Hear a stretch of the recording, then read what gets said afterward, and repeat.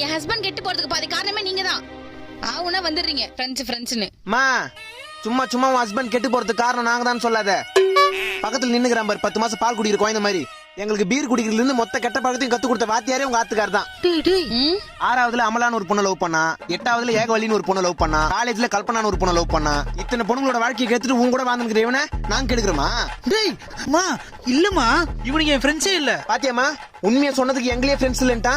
பாத்துமா தங்கச்சி, பின்னாடி வீட்டுல 2 ஆன்ட்டியை உசார் பண்றது கடைசியில உண்மையா ஒய்ஃப் இல்லன்றுவான். வாரம் சனிக்கிழமை நைட்டு எங்களை கூட ஃபுல்லா குடிச்சிட்டு கக்குவான் பாருங்க உன்னை பத்தி. அப்படி கக்குவான்.